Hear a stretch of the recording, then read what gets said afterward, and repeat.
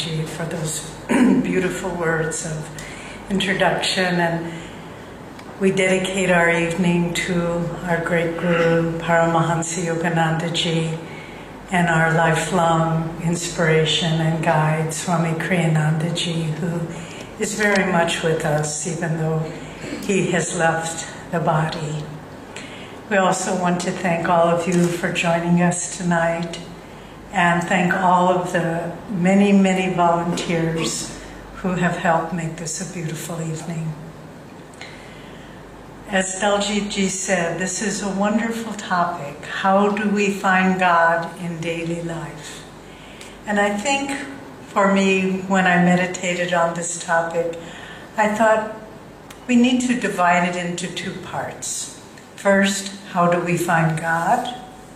And second, how do we find Him in daily life? Because if we don't find Him within, it's impossible to find Him without in our daily life.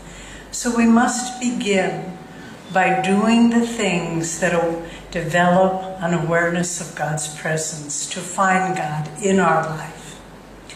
And as Daljit Ji said, we have been following these teachings for many years, and so we will just share with you things that we have learned from our teachers, from our Guru, from living in spiritual communities, and through the grace of God that is always guiding us from within.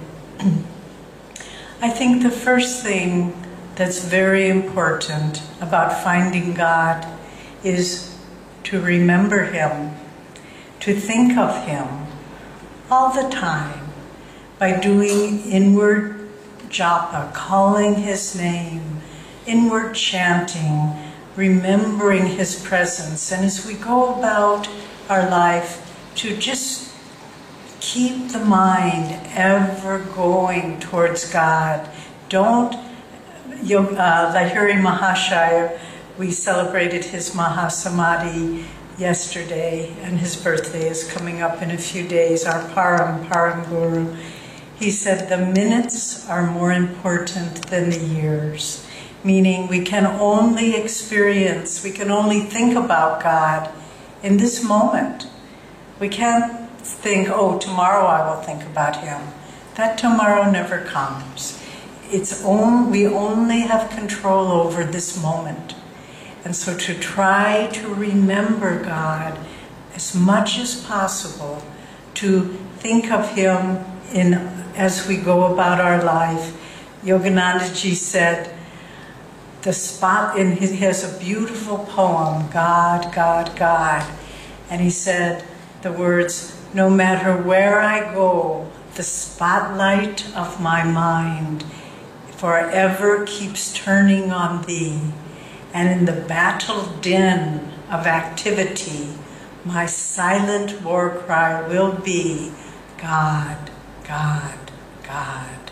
So the spotlight of our mind, to keep it focused, to keep it fixed. Sometimes, much to my dismay, I'll be in the afternoon and I'll be very sad and I'll think, God, I haven't thought of You much today. I've let my mind be caught up in all the petty preoccupations of life. And then I just say, all right, for the rest of the day, that spotlight is being focused. So to remember God, that's the first step. The next step, not only to remember Him, because that can be only a mental process. We have to call with yearning, call with devotion, to invoke His presence in our lives. There's to awaken and expand the borders of our feeling, of our heart, so that we call to God with deep yearning and deep devotion. Yoganandaji used to, he had a chant which he translated, he was Bengali, and there was a beautiful chant that he often sang in America that he translated from a traditional Bengali chant.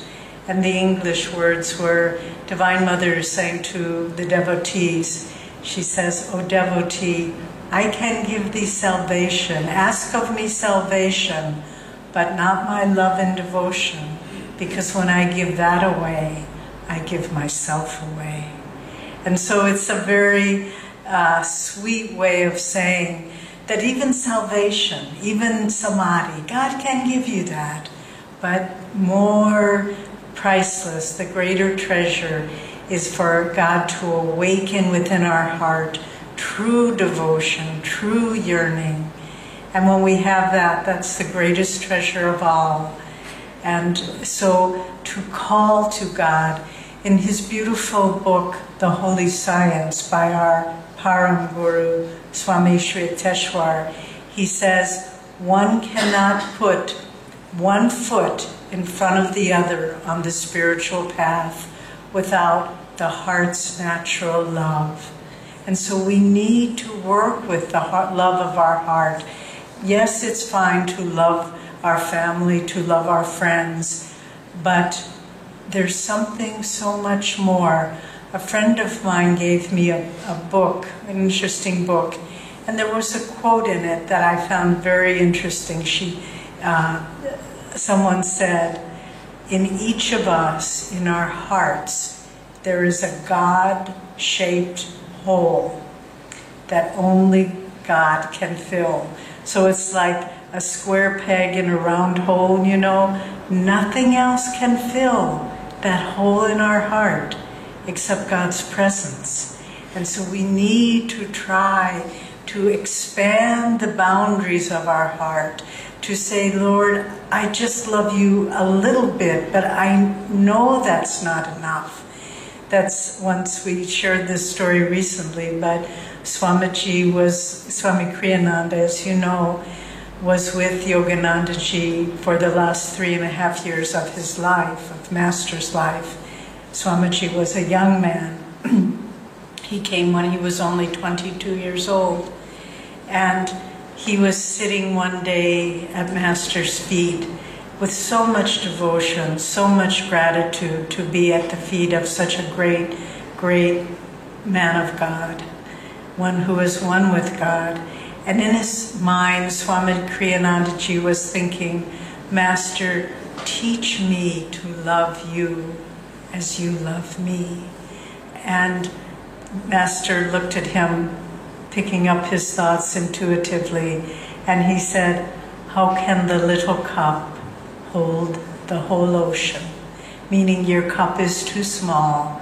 It can't hold the ocean of my love. And in order to do that, we must have a bigger cup, a bigger vessel, until finally we can absorb the capacious, infinite ocean of God's love. And so to find God in our life, we have to call to him with great yearning, and we need to cultivate that learning. It's our native language, but we have forgotten it. It's as though we are have a native country, but we are born far away, and we don't remember our native language because we've learned a second language of our country in exile, we might say. We need to cultivate our first language, our native language, which is love for God. And then finally, we've spoken of remembering God, calling to God. But more important than either of those is to feel the presence of God inwardly in meditation. Because if we can do that, we have to go, it's good to, of course, good to practice techniques. It's good to do our yoga and our pranayama and our kriya yoga. But as our master has instructed, after the practice of techniques, bathe yourself in the presence of God. Feel him, because it's only when we have withdrawn our awareness from this world of externality, of outward experiences, the world, the false world of the senses, where we think this chair is real, this microphone is real, this stage is real. None of this is real. It's all God's dream. And through meditation, when we begin to withdraw our awareness from identification and consideration of this world around us, and we say, it's all out there. I can't yet disconnect all the time. But inwardly, when I sit in meditation, then I will know who and what I really am, that I am not this body, I am not this personality, I am not the events in my life, I am not my responsibilities, I am only the soul, which is a spark of God's light, and I feel my union with Him. And to feel that inward presence of God, which is the fruit of true meditation. This is why we meditate. It's not just to practice techniques, it's to practice the presence of God. Yogananda Ji came to awaken our age to the true experience of God's presence. He said, the time for knowing God has come. It has come with His mission. It has come with His teachings. And He came to the West, bringing to America what He called the cream of yoga.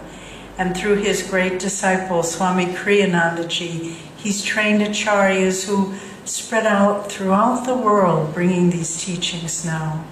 And so we need to understand this. Someone asked Yogananda, is this a new religion? He said, no. It is a new dispensation, a new giving forth of ancient teachings and techniques that are very relevant to our age, to our civilization, to the problems that we find facing each one of us. So this is part one. How do we find God? But part two then is, how do we find Him in our daily life? How do we integrate the spiritual practices so that we get up from our meditation asana and we say, and then all of a sudden the children are screaming and we have to rush to work and all the problems just jump on us like a monkey jumping on our back. How do we find God in daily life? Because it can be done. And when we do this, when we can make the effort to find God in our daily life, life becomes a joy. As Master said, without God, life is a nest of troubles. It is anything but joy. With God, life, we find the true purpose, that we find the joy of life, very accessible. So let's look at how we can do this. First, we spoke of remembering God.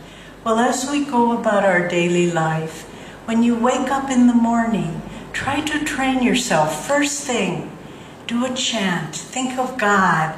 Say thank you for this day. In Swami's wonderful book, Living Wisely, Living Well, one of my very favorite sayings is, today is my friend. God gave it to me to find joy. And this is a wonderful way to wake up in the morning. Instead of saying, what do I have to do and I have to go there? Take a moment and say, today is my friend. God gave it to me to find joy in. We were sharing this affirmation with a friend of ours and at a class in Los Angeles. And after a few weeks, she came back and she said, I have a brother who suffers from great mental depression, and he's in a hospital. He can't function on his own.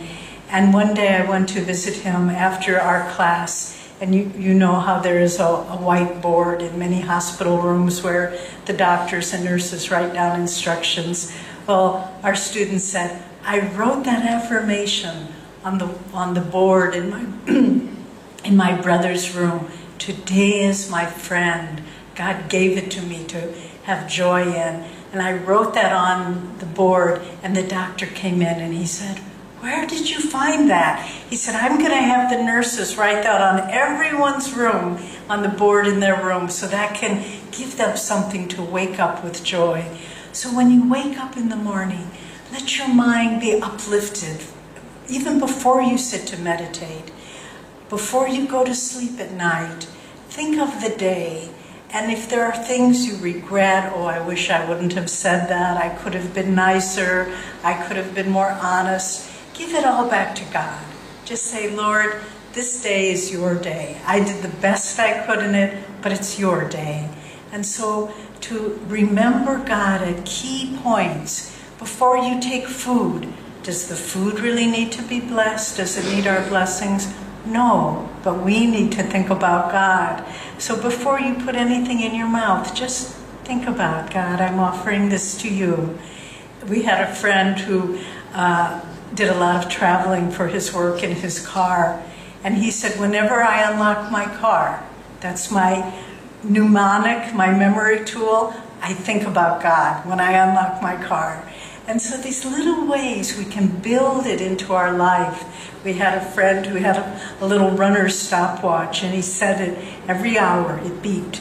And just for that moment, he thought about God during the day. He also thought of him of other times, but try to find ways that you integrate in your daily life the thought of God, the memory of God, and then to call on Him. Invite Him into everything you do. Whether if you're a doctor, if you're doing complicated surgery, before you do that surgery, you just think, Lord, guide my hands, guide my mind, that I can make the right decision here. If you're preparing food, you know, one of the things that I love so much about my guru is he was such a simple man. He loved to cook. He loved to serve people, and he would, but he never tasted. He would hold it up to the spiritual eye and feel if it had just the right amount of seasoning, and then he would serve others. And one of his direct disciples, a man named Bob Raymer, he's passed away now. He was an American, but he was one of the last ones to come to Master before the end of his life. And he came from Michigan and came out and was able to meet Yoganandaji, and Yogananda invited him to lunch, I believe, and he fed him. Yoganandaji fed him just like a mother would feed a child. He would take food from the plate and put it in this man's mouth, Bob's mouth, and he was a Westerner, you know, this wasn't something that he was necessarily comfortable with, but after a little while, he just felt, oh, this is my Divine Mother. He's feeding me, she's feeding me. So invite God. If you're cooking, just say, let me make this with love for you. Let me, whatever it is that you're doing, invite God to be a part of it. If you're going for a walk, say, God, let's come now. Let's go for a walk.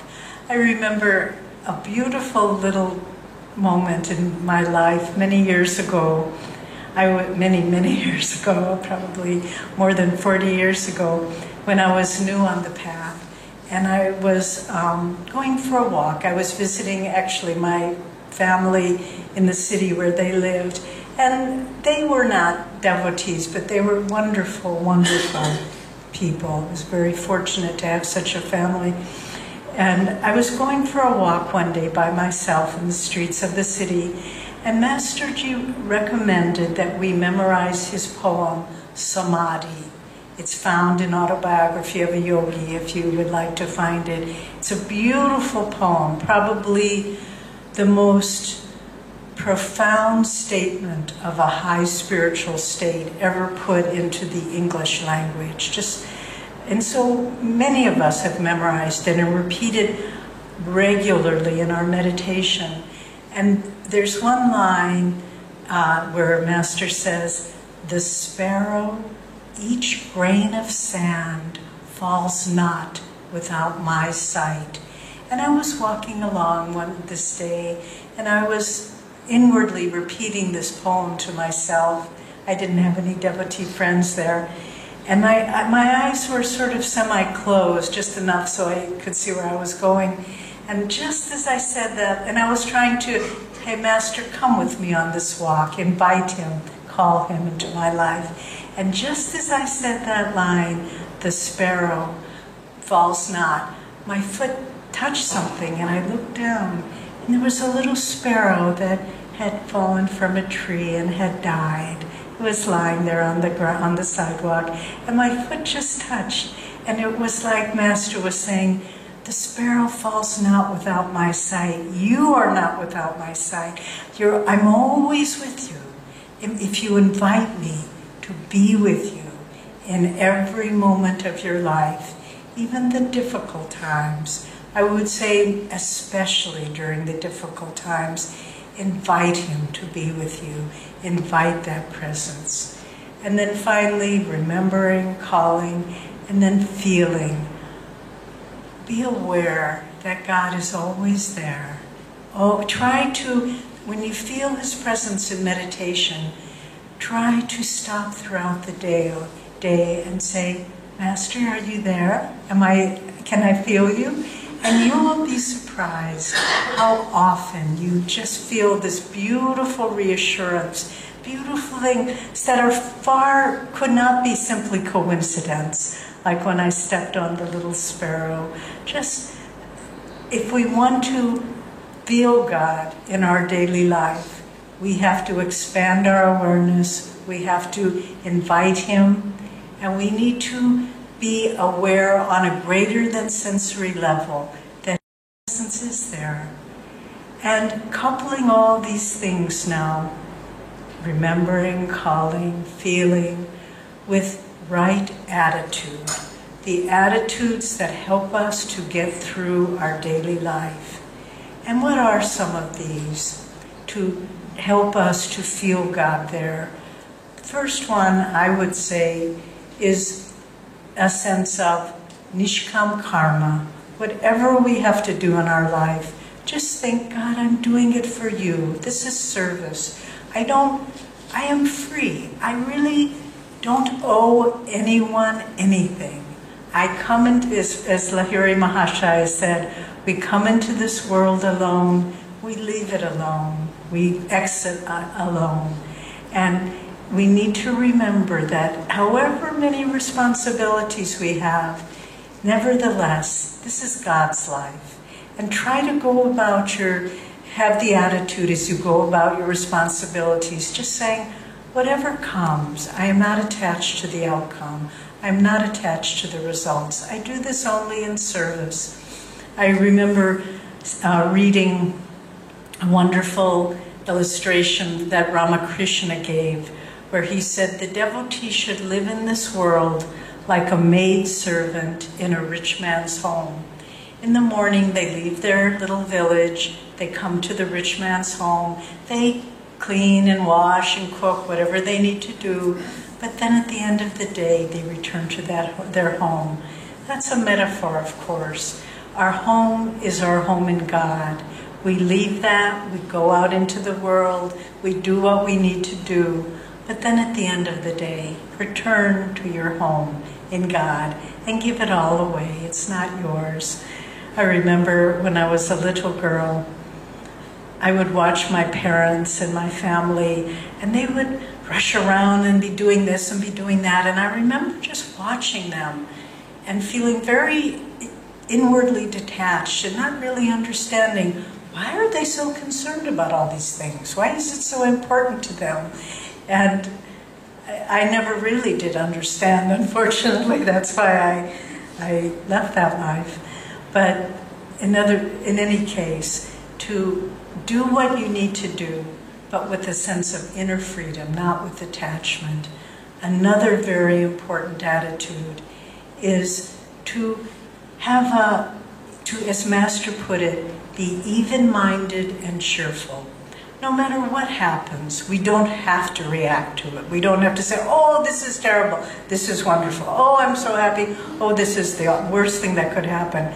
Just find that place of even-mindedness.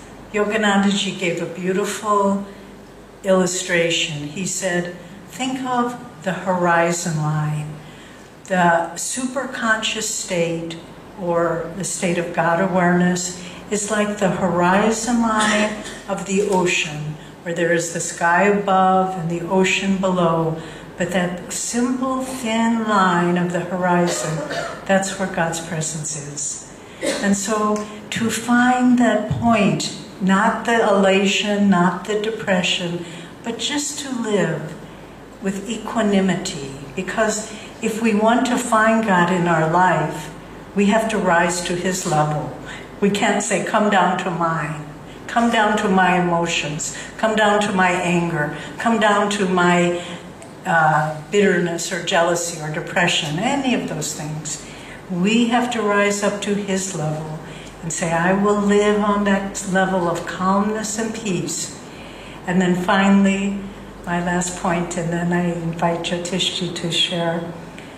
If we want to feel God in our life, we need to live in a state of joy, no matter what happens. And I know this is not easy, but Swamiji said, joy is not the reward, it is the solution. So we don't just wait till everything happens and it's perfect and now we're happy. It is the solution. If we live life with joy, then we feel God's presence. Do you remember in the wonderful chapter in Autobiography of a Yogi, An Experience in Cosmic Consciousness, where Master is begging his Guru, Swami Sri Yukteswar, to give him the experience of Samadhi? By the way, his poem, Samadhi, is in that chapter in Autobiography.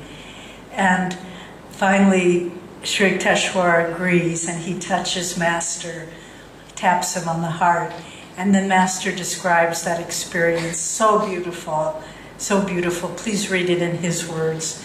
But essentially, his consciousness expands and expands till he said, I see all of creation as the lights of a distant city twinkling afar. And he's in absolute bliss. And then finally, Sri Yukteswar, after some time, taps him again, and the experience is gone. And then Sri Yukteswar, if you remember, hands him a broom. He said, come, let's sweep the porch. He said, we must be practical in our life. There is still much to be done. And then after some time goes, a few days go by, Master comes to his Guru again and says, Guruji, when will I find God? And his Guru says, but you have him already, he says with some surprise. And he said, oh, I don't think so. He said, whenever you are able through meditation and devotion to return to the joy you felt in that deep experience, that is God. And then Master writes, I came to understand that God is the ever new joy that one experiences in meditation. So if we want to find God in daily life, we have to dynamically, with willpower, with decisiveness, choose that joy in every circumstance. And then we find God always with us in our daily life.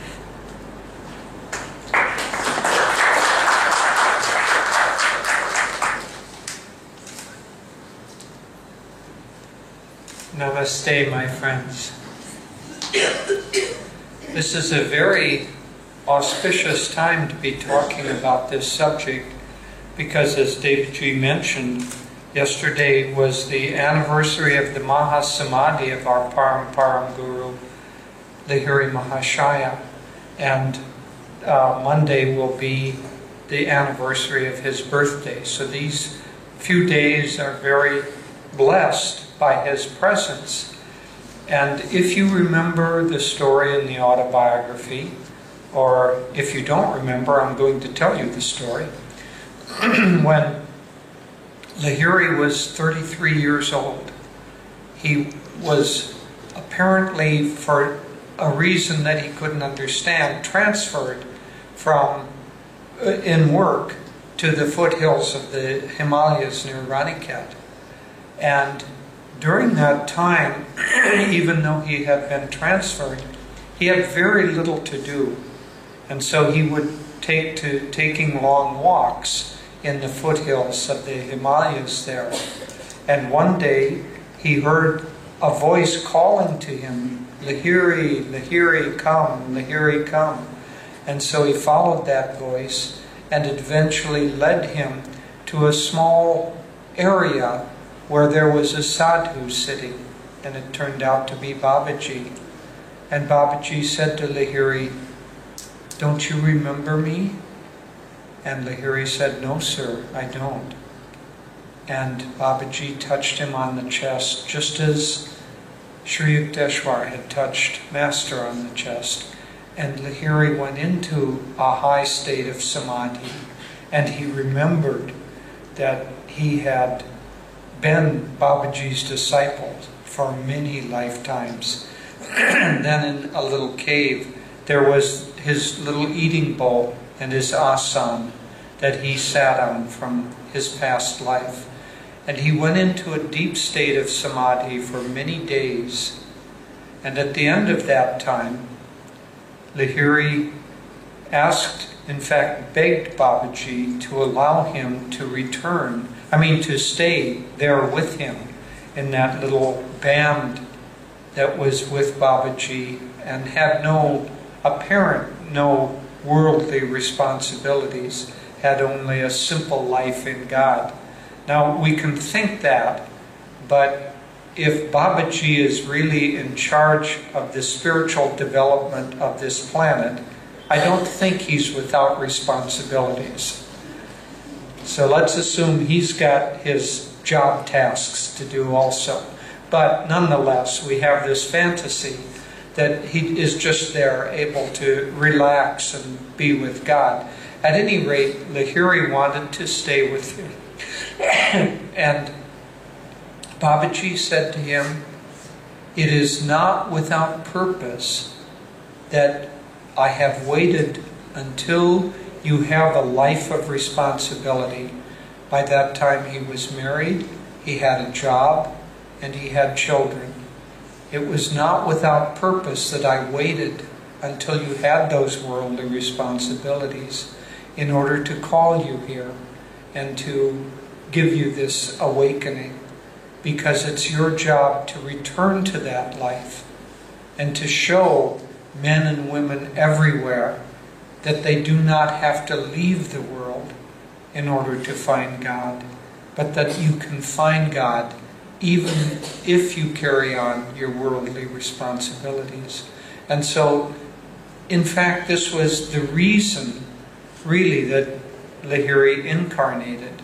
And as a great, great gift to the world, he asked Babaji if he could loosen the restrictions that had, up until that time, been a kind of constriction on the giving of Kriya Yoga, so that up until that time, Kriya could be given only to highly advanced devotees.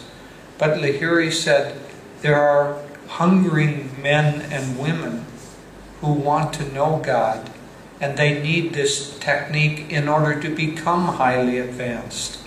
Can't you loosen the restrictions so that I may give this technique to sincere men and women? And Babaji said, God has spoken through you.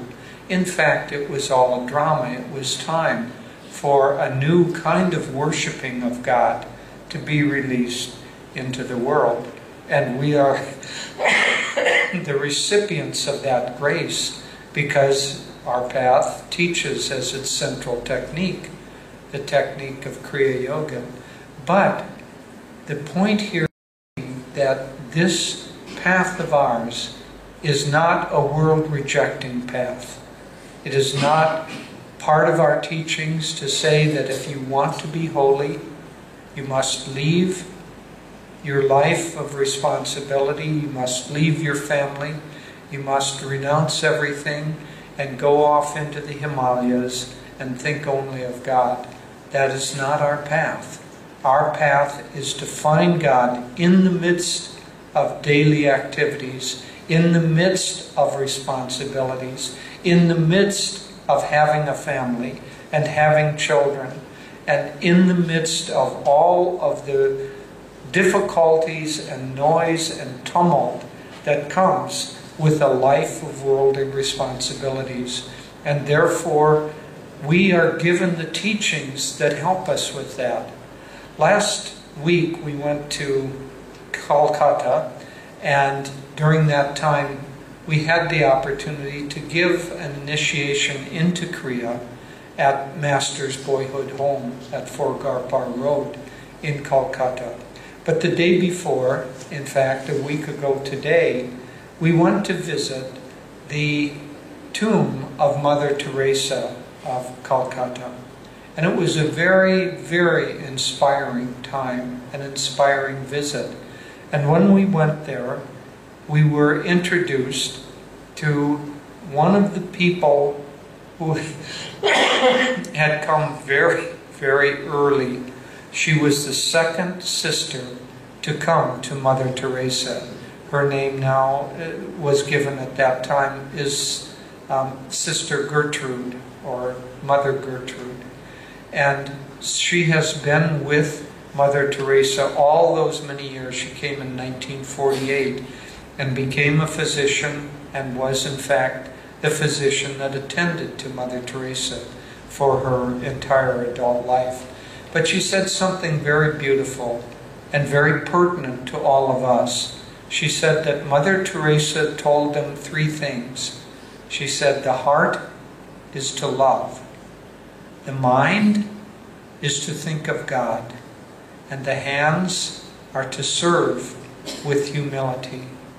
And so I want to talk very simply and practically about those three elements in us: the heart, the mind, and the hands. Because if we're going to bring God into the daily life that we all lead, we can't go into the puja room or go into the meditation room and do our meditations and then leave and think, well, I've done my part for the day, and then go out and get completely absorbed and mentally distracted and lost in the busyness of the day. We have to find a way to make the transition to bring God with us into daily life. So let me begin with the heart. Now, the heart represents love, as Mother Teresa said. Love can be expressed in many, many, many different ways. But for each of these, heart, mind, and hands, I want to give two specific things for us to work on. The first is with the heart. First is kindness. There are many ways that we can express love, but one of the purest is by kindness. Not just kindness to the people that you like, but kindness to everyone and everything. Especially kindness to those who are unable to return that kindness to you. There are many, many people in this world who carry a heavy mental burden or a heavy emotional burden, and they aren't able to return kindness even when they're given it. Master said, when you see someone, this is the way he put it, and I always enjoy this statement, when I see someone who is unhappy, I shoot them with the buckshot of my smiles. And so that sense of giving kindness, no matter where the circumstances, whether they support it or not. There's a beautiful story of Swamiji, and this happened just a year or so before his passing. He had been away from India and he came back, and those of you who know him in his later years, his body was getting quite frail. And so a plane trip from India from either Europe or America was hard on his body. And so when he arrived, he was sore and stiff. And Dhyanaji, he came to the ashram. Dhyanaji suggested that there was a young man that they would ask who was a masseuse, and that it was very helpful to have a massage after a long trip like this. So Swamiji agreed, and Dhyanaji called this young man, and he came to the ashram, and he gave Swamiji a massage, and it was very helpful. But Swamiji had to lay on the bed in order for this man to work on him. And at the end of the massage, Swamiji said to the young man, "Wouldn't it be easier for you if you didn't have to bend over so far, if you had a massage table?" And this boy or young man said, "Well, it would, but you see, these things are quite expensive, and I'm very poor. This is my second job, and I work this job because I don't have enough income from my first job in order to keep my family together. I'm married and have 2 children, and so I have to work 2 jobs, and this is my second job, and I barely have enough money for the family's needs. I don't have enough to buy an expensive massage table." And Swamiji said to this perfect stranger, "I'll buy that for you. How much would it cost?" And the young man said, "Oh, please, sir, they're quite expensive. Please, don't do this." Swamiji said, "No, I want to do this. Find out how much they cost, and I'll give you that money." And the man said, "Well, they're quite expensive, sir. I think they're maybe as much as 15,000 rupees. And Swamiji said, "That's fine. Go and find one." And the next day, or a couple of days later, that young man came back again. He said, "Oh, sir, I made a mistake. When I actually went and investigated, they were much more expensive. I think it was 25,000 rupees. And he said, "So please, sir, don't feel obligated." Swamiji said, "No, I would like to buy this for you. You go order that, and I'll pay the merchant for the table." And the young man was very, very taken. But that's not the end of the story. As that boy, or man, I think he was in his early 20s, so just at the cusp, of a boy and a young man, when he left, he was weeping. And he told one of the people in the ashram, he said, "When I was young, I was an orphan, and I lived on the streets, and I could barely survive. And I always, while I was growing up, yearned to know the love of a father and the protection of a father. But never have I felt it until today. And today I felt the love of a father." And it was very, very sweet, a completion. But there are people who are part of your daily life. Some are strangers, some people you know, some people you may not even like very much or be able to get along with. But those people need your kindness. They need your kindness more than they need the food that they eat, because the food will keep their bodies alive. But their spirit, if they aren't fed with love from someone, their spirit will begin to collapse in on itself. And so we who have received so much, especially we who have received these teachings, have, as part of our obligation, part of the payment for our teachings, is to share them with others, and especially to share kindness with others. Because if we don't do that, God's kindness for us, towards us, will begin to diminish. Not because God isn't sending kindness to us, but our capacity to receive it will diminish unless we offer it on. That which we hold to ourselves will dry up. That which we give to others will expand. That's one of the laws.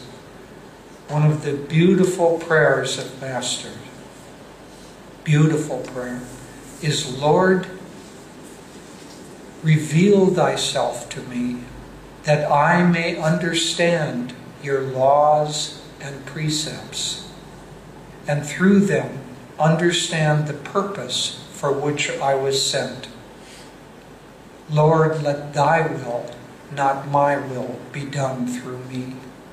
And so that prayer that God reveal himself to us so that we understand his laws and his precepts is a very high law, very high prayer. And one of those laws is that which we take to ourselves and hoard, we begin to lose.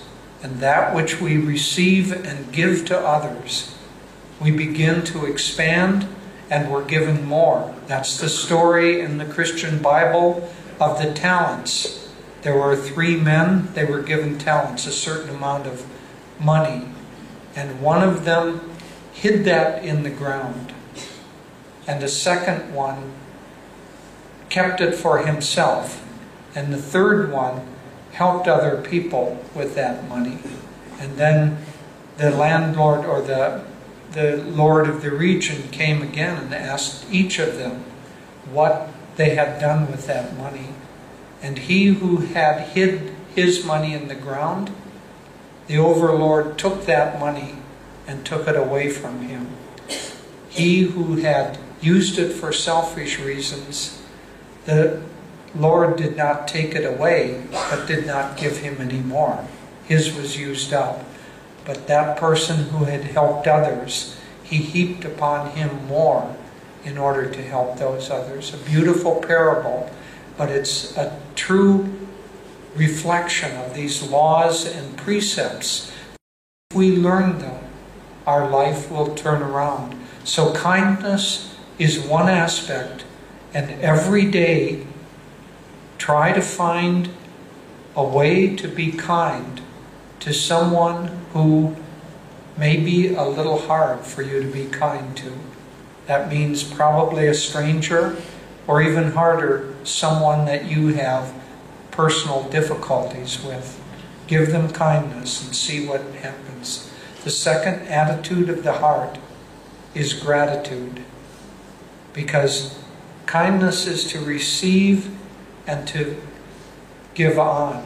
Gratitude is to be thankful for that which we're given in the first place. And now, gratitude is a very, very powerful emotion. One of the things that they have found in medical studies is that those people who are grateful heal faster, are healthier, many, many aspects. Their immune system changes. So the attitude of gratitude is one of the key attitudes in life. And we should train our minds. See, our minds are trainable. Master said that our minds are trainable. I was reading Ananda Moy Ma was saying our minds are trainable. Said if we have children, we don't say to those children, just go and play. You don't need to study. You don't need to go to school. You'll be just fine without studying, without any discipline. We say to them, you have to learn. You have to be trained. You have to go to school. Said our mind and our hearts are the same. We have to train them. So our minds can be trained to respond with gratitude to that which comes to us. And when we begin to do that, everything begins to change. Now, it should be easy to respond to things that are good and to be thankful for them. Unfortunately, it isn't, because when things are good, we're happy in the things themselves and we forget the giver. And so, Master's prayer, for instance, at taking meals, is to remember the giver behind the food, not to be thankful just for the food. But it isn't just food. Well, I'll tell you a story about food, a fun one. We had a friend. There is a particular kind of a cleansing diet that Master recommended. It's called the 9-day cleansing diet. And for 9 days, you eat a lot of citrus, a lot of citrus foods, a lot of raw vegetables, and each day you get one steamed vegetable. Well, one of our friends was on this 9-day cleansing diet, and it was day number 5 or 6, somewhere in there. And he had spent the morning doing relatively hard work, and he came into our kitchen at our meditation retreat in California, and many people were doing this 9-day diet together. And so the kitchen had prepared a steamed vegetable. In this day, it was steamed cabbage. And our friend came in the line and he looked at the steamed cabbage and he thought, oh, ugh, yuck, steamed cabbage. And I've been working all morning long. He took a spoonful of it and kind of slopped it on his plate and went, put his plate down. And he said as he was just about to take the first bite, it was as if the cabbage began to speak to him. And the cabbage said, "How can I give you any energy when you treat me like that?" And so life is going to give us a lot of steamed cabbage. It may come in a different form, but when we slop it onto our plate and we say, "Ugh, I hate this," God is going to say, but not loud enough for us to hear, "How can I give you any upliftment when you treat me like that?" So whatever comes into your life, whatever comes, say, "Thank you, God. This came from you, and it came with a purpose, and it came for a particular gift that I need for my awakening, for my growth, for my non-attachment," whatever it is. Whether it's good, bad, or indifferent, if we react with gratitude, we will be able to turn our life around. It's not always easy. And for myself, I know that I have worked on this attitude for many, many decades. And there is an affirmation that I wrote that helped me. And often I will, or used to, repeat this affirmation as I was walking because it's got a kind of a rhythm. Or I also enjoy running. And so I would repeat it as I was running. And the affirmation is, "I am grateful for my life exactly as it is. I am thankful for this day. I welcome every hour. Thank you, God. Thank you, God. I am grateful for my life exactly as it is. I am thankful for this day. I welcome every hour. Thank you, God. Thank you, God." We need these little reminders in order to awaken in us not so much the right attitude, because they're there. Gratitude resides in your heart. You don't need to find it from somewhere. It's there. We just have to remember to nurture it like a little plant that needs water and needs nutrients. And so that plant is already growing there. Water it daily with some remembrance and some act of gratitude. So with the heart is for love. And let those two aspects of love be kindness and gratitude. Kindness to God in the form of the people that you see. Gratitude to God for everything that you receive. The next is mind, to think of God. The mind is made to think of God. Now this is not easy. There is a great Christian writer who's passed away now. His name is Frank Laubach, and he wrote the book called Letters from a Modern Mystic. And he challenged people. He had a game that he played. It was called the Game of Minutes. And the Game of Minutes is like this, and he would challenge people in a group like this, only it would be in a church service, but people who were gathered together for a spiritual purpose. And he would challenge them. He would say, I challenge you once every minute while you're here, let your mind think of God for at least just a brief moment. And at the end of his church service, he would ask for a raise of hands. How many of you actually thought of God for every minute while you were here? And 1 or 2 hands would go up. How many of you thought of God for at least 10 minutes while we were here? And a few more hands, maybe a quarter of the people would go up. How many of you thought of God at least twice after I suggested that you think of God every minute? And many of the hands would go up. But how many of you didn't think of God at all? And the majority of the hands. So it is not hard.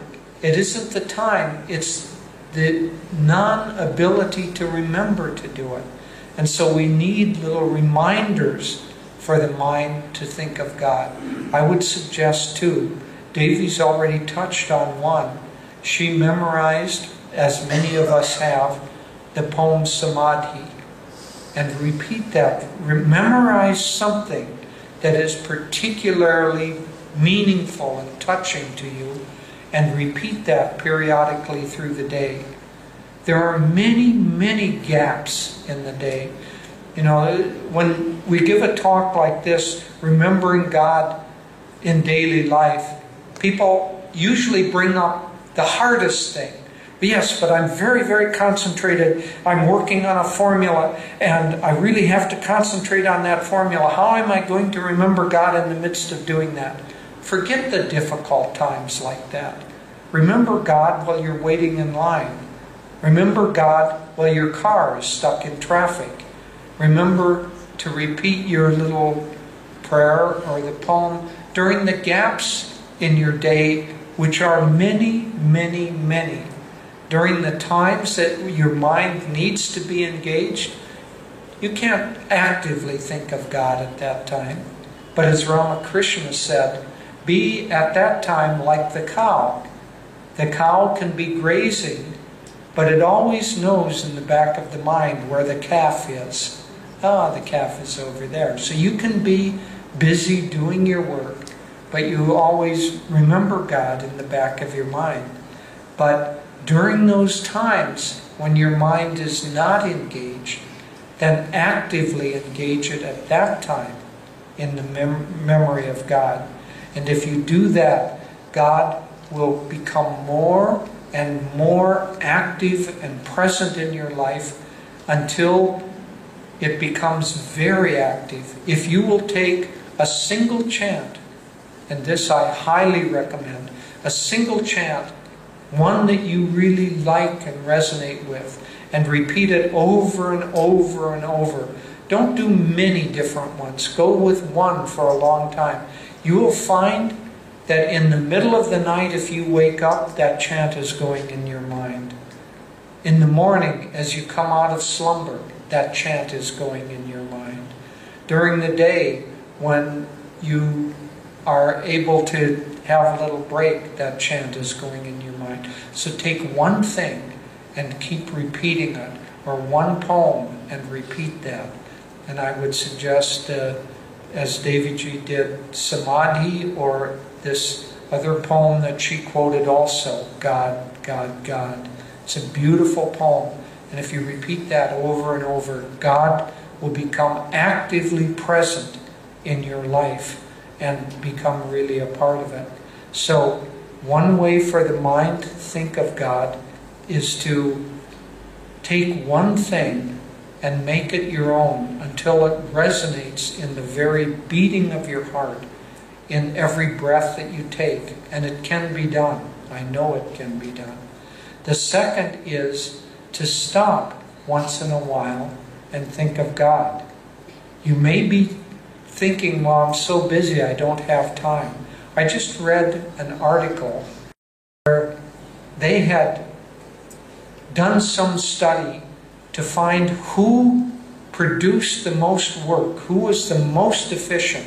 And so it was some program where they, I don't know whether it was a bank or insurance company, some program where there were thousands of workers who worked on the keyboard. And they could track how much work they accomplished and track the patterns. And I kind of enjoy these quirky little studies that come up with a single answer that you would never know. Do you know what the prime number is? 52 minutes. Concentrate for 52 minutes and then take a break for 17 minutes. That was the average of the people who were most efficient. So we all understand intuitively that we can't keep going. So in your busy life, do your concentrated work for a period of time. Let's round it off and say for an hour. And then take a little break and refresh the mind. Don't do things that are work related at that time. People usually go off and then they have some tea or some water or something. They talk with others. During that time, think of God. Do a little bit of a 30-second meditation at that time. But so one is to constantly remember something, and the second is specifically to take a break where you think of God several times a day. If you do, you will train your mind to think of God. And the mind, like a child, will get good at it if it's taught its proper lesson. So the heart is to love, the mind is to think of God, and the hands are to serve with in humility. Service is an extremely important part of our spiritual life. Fortunately, I see among all of my Indian friends, I see a deep understanding of the importance of service, of giving to others.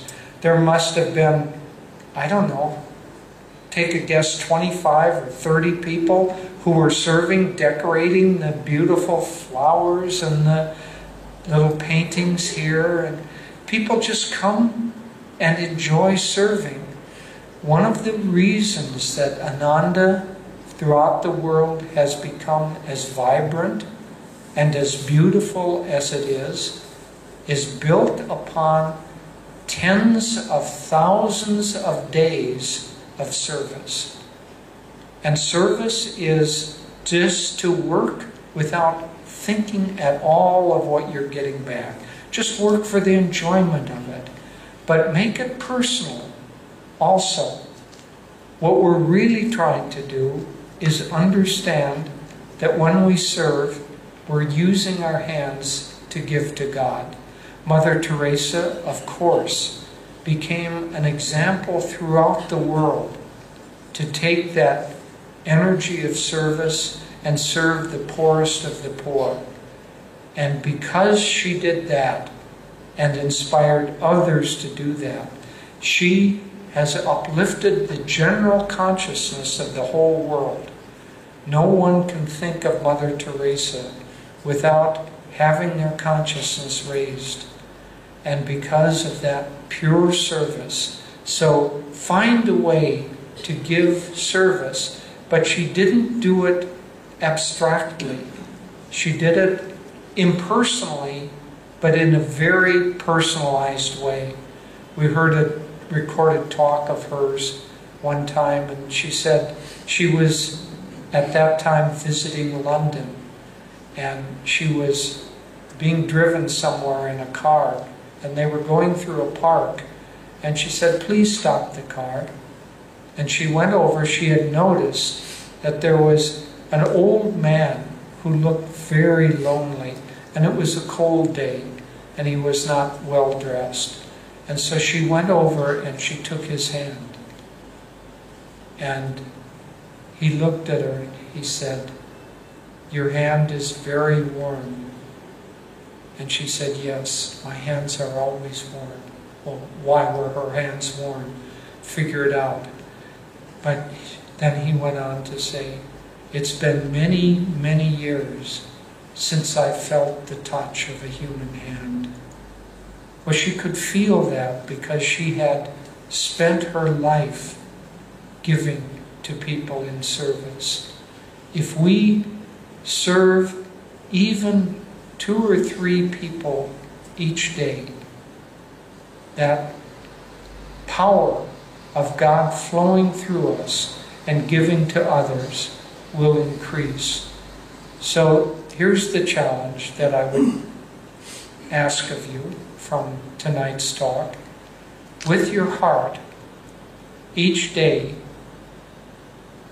do acts of kindness to someone, and do acts of gratitude or thoughts of gratitude to God for everything that comes into your life. With your mind, memorize something and repeat it. A chant, a prayer, a poem, something that touches your heart. Memorize it and repeat it over and over again until it works its way first into your subconsciousness and then into your superconsciousness. And then take some breaks each day and think of God during those breaks. If you do that, your mind will become filled with thoughts of God. And with your hands, serve people and serve good works. And if you do that, you will know the presence of God in your daily life. And your Himalayas will become the very point upon which you stand. You do not have to go anywhere. You do not have to change any circumstances of your life. You just have to lead them. The very place on which you stand, lead it with greater remembrance of God, greater love for God, and greater service to God.